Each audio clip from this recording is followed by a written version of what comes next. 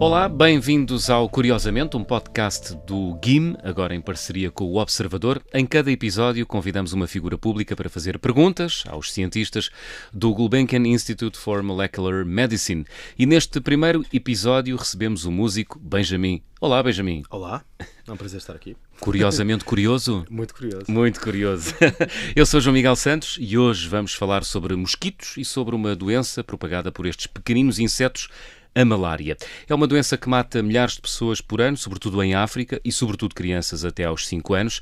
A Maria Manuel Mota estuda esta doença há mais de 3 décadas e conseguiu já grandes progressos no estudo desta doença, o que lhe valeu também vários prémios.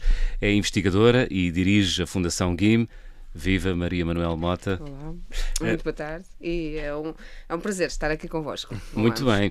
Maria Manuel Mota, sabemos como se transmite a malária através da picada de um mosquito, sabemos como atua o parasita dentro do corpo humano. O que é que falta saber para se alcançar a descoberta de uma vacina? Tanta coisa. Porque é verdade que há mais de 100 anos que nós sabemos que a malária é causada por um parasita que se chama Plasmodium. E porquê é que nós chamamos-lhe parasita? Que eu acho que é importante as pessoas perceberem isso. Porque é que não é uma bactéria ou um vírus? Biologicamente, qualquer organismo que entre dentro do outro ou que cause dano ao outro numa relação, digamos, que tenham, não é? Tem o seu benefício, mas causa dano, será biologicamente um parasita. É fácil as pessoas perceberem essa definição. Mas quando foi da transição do século XIX para o século XX e que se começaram a descobrir toda a microbiologia, porque havia instrumentos para fazer, e que se começou a ver que havia bactérias, vírus, organismos um bocadinho maiores, mais complexos, os parasitas ficaram um bocadinho ao lado, porque são mais complexos do que as bactérias e os vírus. As bactérias são organismos já celulares, portanto têm uma célula, mas são organismos muito simples. É como se nós comparássemos uma casa, a casa era um loft. Nada está dividido em divisões e, portanto, tudo está, digamos, no mesmo ambiente. Os outros organismos mais complexos, que são como nós, que são já o que nós chamamos de eucariotas e não procariotas, já têm as suas células com o núcleo onde está todo o genoma, tem muitos organelos, tem muitas divisões, digamos, para diferentes funções. E os parasitas são micróbios, quando precisam de um microscópio para se ver, portanto não se podem ver à vista, mas já são bastante mais complexos. E o parasita da malária é um destes organismos muito complexos que causa a malária. E, portanto, como eu estava a dizer, há mais de 100 anos que nós sabemos que é este parasita que causa a malária. Há mais de 100 anos que também sabemos que ele nos infecta a nós, mas precisa de ser transmitido por um mosquito. Há mais de 60, 70 anos que sabemos que sabemos o ciclo de vida todo. No entanto, ele é tão complexo que não sei se vocês repararam que eu disse que há mais de 100 anos, 120 anos ou mais, que sabemos que é o parasita, que é transmitido por mosquitos, mas só há 60 ou 70 anos é que sabemos o ciclo de vida todo. Porque ele tem tantos aspectos diferentes, mesmo dentro de nós, que não foi possível perceber onde é que ele estava o tempo todo. Okay. E, portanto, quando ele é transmitido por um mosquito, ele primeiro tem que se instalar no fígado, no nosso fígado, não causa qualquer doença. Nos seres humanos está cerca de uma semana lá e não causa qualquer doença. O mosquito transmite muito poucos parasitas, provavelmente 1, 2 parasitas, 10 talvez no máximo, que chegam ao fígado, mas cada um desses nesta semana vai dar 50 mil novos parasitas. Portanto, quando chega ao sangue, quando sai do fígado e vai para o sangue e começa a infectar as células vermelhas do nosso sangue, aí, a cada 48 horas, no caso humano, dá origem a 20, 30 novos parasitas. Em 2, 3 dias de chegar ao sangue, temos bilhões de células infectadas com este parasita. E já é tarde demais. E aí é tarde demais. Okay. E, portanto, não causa doença, é bastante silencioso na primeira fase e depois, quando está, já temos um exército enorme que é difícil combater. Mas a verdade é... Portanto, é uma espécie de um parasita inteligente, é isso? Não é. A evolução não pode ser inteligente. Sim. É assim. Todos os organismos têm a sua complexidade e evoluíram de maneira a estarem com os seus hospedeiros para sobreviverem, porque o parasita da malária existe antes do ser humano existir à face da Terra. Ou seja, ele infecta muitos vertebrados que não... E depois infecta todos os mamíferos, infecta quase todos os mamíferos que conhecemos. E, portanto, é um parasita que pré-humano já estava à face da Terra. Portanto, evoluiu para sobreviver e, portanto, tem uma capacidade de sobrevivência enorme. Sendo ele um parasita que vive da generosidade, entre aspas, dos hospedeiros, é possível secar, digamos assim, a sua fonte de alimentação e levar à sua morte no corpo humano? Nós estamos convencidos que sim. Ou seja, nós estamos convencidos, por isso é que trabalhamos para isso, de que vamos descobrir fatores, e já descobrimos vários, em que o parasita usa para a sua boa função. E quando descobrimos um, achamos mesmo, uau, isto é mesmo um momento eureka, já estamos, isto. Mas começamos a perceber que o parasita rapidamente se adapta sem ele e consegue fazer sem esse fator, faz de outra forma. E, portanto, depois, para explicar, no fundo, o nosso falhanço, começamos por dizer, isto deve ser um coquetel de coisas, precisamos é de chegar a esse coquetel. Mas, na verdade, ainda agora, no presente, temos um financiamento da Fundação Gates, que trabalhamos juntamente com uma equipa no MIT e outra no Instituto Pasteur, em que acham mesmo que vai haver um fator que nós podemos, e portanto ainda nos estão a financiar para isso, ou seja, depois de nós tudo que já descobrimos, etc., eles continuam a achar que vai haver um fator em que se poderia dar uma injeção, portanto, se poderia dar uma injeção a todas as crianças antes da época das chuvas. Só há mosquitos na época das chuvas, portanto, só há transmissão da malária na época das chuvas, só há transmissão do plasmódio, portanto, só há malária em si na época das chuvas nas regiões que são afetadas por esta doença. E, na verdade, nós hoje sabemos, há tecnologia suficiente, e é mais uma vez tecnologia da RNA, as pessoas todas se habituaram a ouvir falar do RNA por causa das vacinas. Sim. O RNA evolui imenso e há uma tecnologia em que nós podemos, com RNA, fazer com que um gene, e no fígado é relativamente fácil, não faça proteína durante 6 meses. E, portanto, se nós descobrirmos qual é esse gene que faz essa proteína que o parasita precisa, nós podemos inibi-la durante 6 meses, que é durante toda a época das chuvas. Matá-lo à fome, é isso? E matá-lo à fome. E, portanto, mesmo a Fundação Gates acredita que isto é possível. E, portanto, nós também estamos ainda convencidos de que vamos descobrir. A verdade é que, durante os últimos 20 anos que a minha equipa trabalha neste aspecto específico, dizem assim, vamos trabalhar 20 anos, ainda não estão lá. Não estamos lá, mas nós descobrimos imensas coisas. Sim, as pessoas têm que ter noção de que isto... Claro. E aqui é um bocado como a música, no sentido de que às vezes faz-se uma composição, imagina um trecho que é muito bonito, mas depois tudo aquilo tem uma certa complexidade, não é só um trecho, é os instrumentos todos que entram ali, é a percussão, tudo isso é que depois faz algo que nos mexe com as nossas emoções, não é apenas aquele trecho que se fez, não é? É todo o conjunto. E sim, a ciência também é assim, a ciência é feita muito, é quase como uma orquestra, não é? Isso. De repente, claro que às vezes há uma descoberta que é o solo, digamos, não é? Pronto, mas a frase musical, não é? Mas realmente eu acho que é. E as pessoas têm que perceber isto. O conhecimento, eu costumo dizer muito que é como uma cebola, e é feito de camadinhas. Para chegarmos lá, temos que ir tirando uma camada para a outra para entendermos como é que aquilo é feito. E a ciência é assim. Na sua expectativa, uma vacina, vai ser possível ter uma vacina daqui a quanto tempo? O que é realista? 20, 30, 40, 50 anos? Nós temos 2 vacinas. E, portanto, ou seja, e as pessoas isso perguntam-me muito. E eu acho que há mesmo uma dúvida que é enorme aqui, que é, vocês fizeram uma vacina em menos de um ano para o vírus do SARS-CoV-2.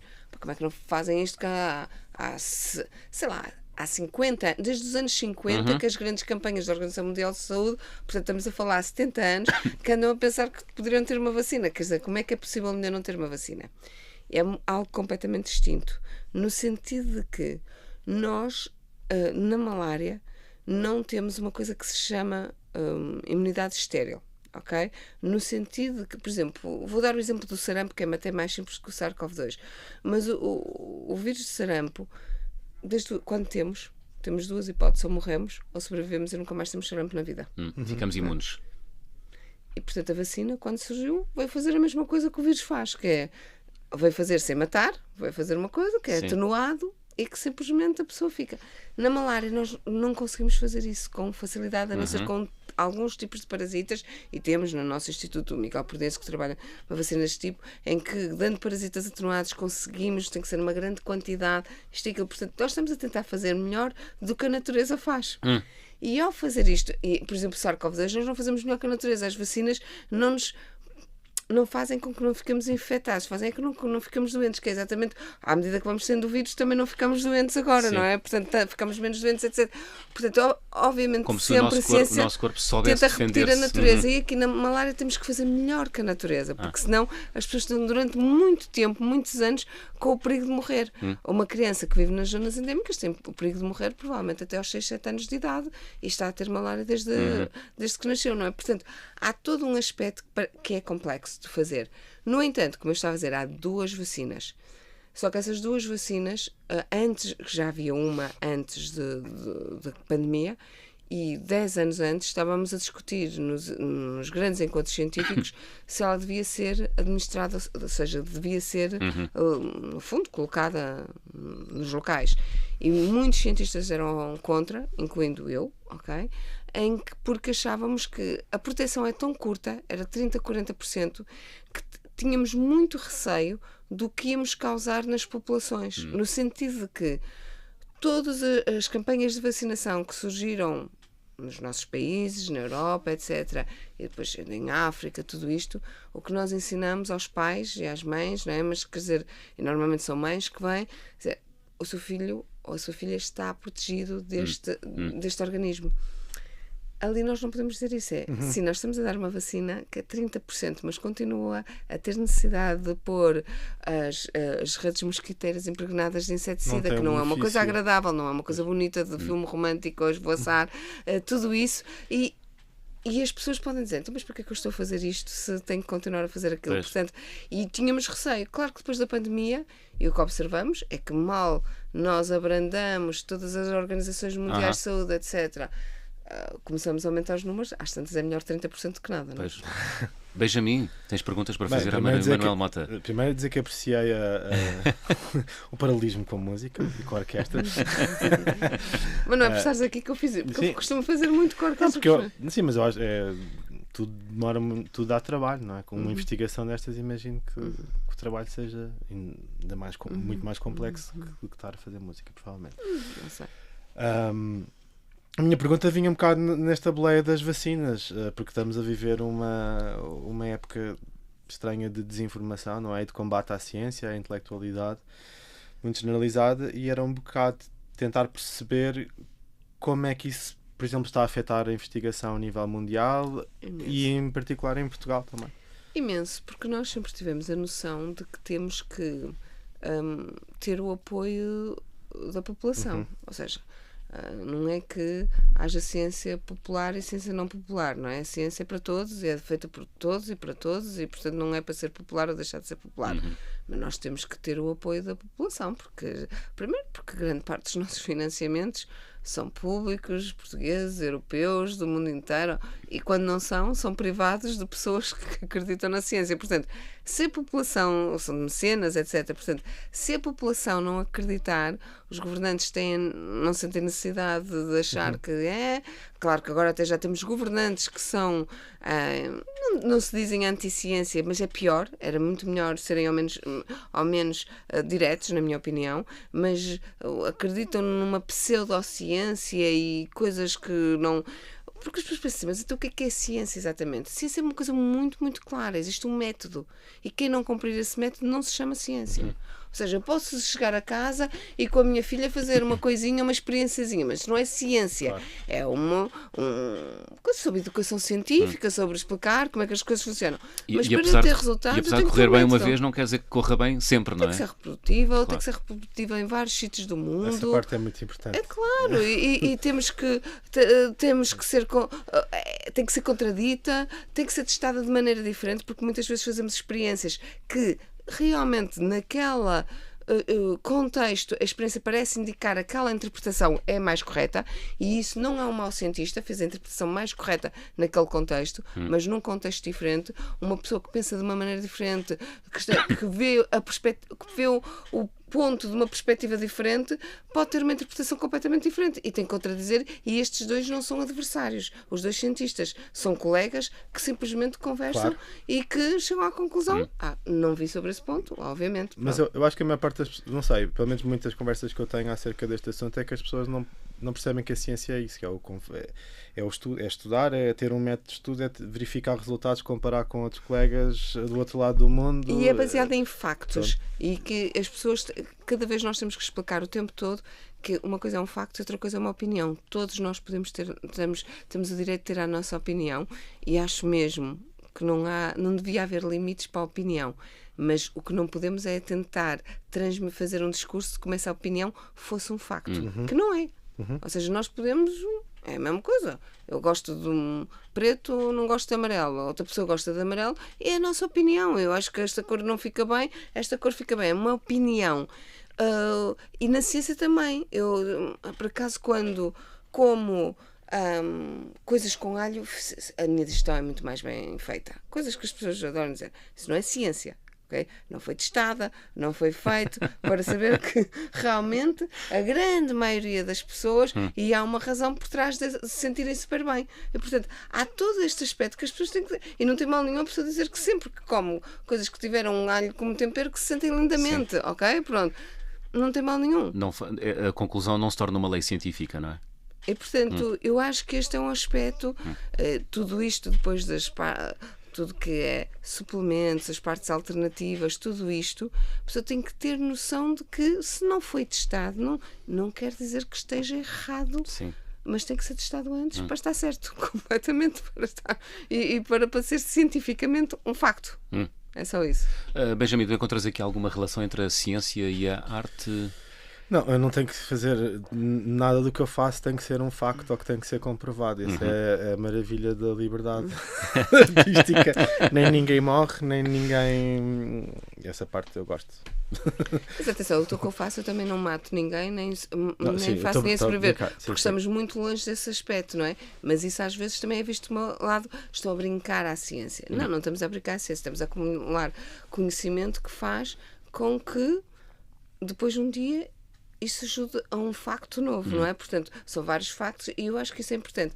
Agora, eu acho que há uma ligação que eu vejo não desta maneira, mas no fundo, todos nós tentamos compreender o mundo à nossa volta. Claro. E, no fundo, a arte, a música, etc., é para as pessoas se compreenderem a si próprias, compreenderem as interligações que têm uns com os outros. E, portanto, é uma forma diferente de aproximar a ciência, não é? De aproximar o nosso conhecimento do mundo, queria dizer. E a música, a ciência faz parte da música, faz parte da produção musical, a física faz parte tudo o que é acústica, gravação, microfones, tratamento acústico de uma sala, que tudo é calculável, não é? Não é biologia, mas é ciência? É ciência que tu podes aplicar, ou seja, tu podes... Sem dúvida. Não é? Tu podes aproveitar o conhecimento científico para manipulá-lo criativamente. Mas eu acho, para um músico que faz música, imagino eu que muitos deles passam pelo conservatório, não sei, que têm educação musical, digamos, não é? E eu tive 10 anos de educação musical, mas quer dizer, sou surda de ouvido completo. Só tenho educação musical porque a minha mãe achou que adorava que a filha tocasse piano, ok? Só isso, ok? Pronto. E hoje martela nas teclas, não? Nada, sou completamente. Não sou capaz de tocar os parabéns a você se não tiver a pata à minha Benjamin está aqui. Portanto, eu sou mesmo uma falhada nesse aspecto. Mas quer dizer, tive conservatórios e história da música, etc. E eu imagino que, claro que há uma parte de emoção, há uma parte mas também há uma parte de técnica que a pessoa depois também tem que saber e que é diferente agora do que era há uns anos atrás. E de método, não é, Benjamin? Portanto. E de método? Tu que tens um disco novo a sair... Amanhã não. Em breve. Há método, não é? Há método. Desculpa, tá. Maria Manuel Mota, a ciência, tal como a arte, enfim, é considerada, isto é uma evidência, uma espécie de parente pobre das políticas públicas em Portugal? O que é preciso fazer para que o país invista mais na chamada ciência fundamental? Eu acho que somos aqueles parentes pobres, mas muito apreciados. Ok? Porque é aquele em que toda a família acha, e não há discurso nenhum que não envolva a ciência. Não há nenhum discurso em que a inovação, a ciência, e depois depende do ramo político, vai mais para a inovação, outros vão mais para a investigação pura, isto, aquilo, outro, mas todos, no fundo, adoram falar sobre ciência e pôr a ciência no discurso. Pois. Depois, um problema de que vai, digamos, do discurso à ação. Isso é que é muito difícil de nós termos, e realmente isso é um problema. Mas para isso nós precisamos das pessoas todas lá em casa a achar mesmo que a ciência é a solução para os nossos problemas. Vai ser sempre. Vejam a pandemia. Nós tínhamos um problema aqui gravíssimo entre mãos. Podemos ter estado 3 anos a entrar em lockdown, a sair, a entrar, a sair, conforme os números fossem subindo, descendo, até haver imunidade de grupo. Num ano houve uma vacina e a imunidade de grupo foi criada com muito mais facilidade e estamos aqui todos rapidamente a falar uns com os outros. Muito bem, porque havia um trabalho prévio antes. Muitos anos, muitas décadas. Quais são os maiores desafios de gerir um organismo como a Fundação GIM, Maria Manuel Mota? É o financiamento?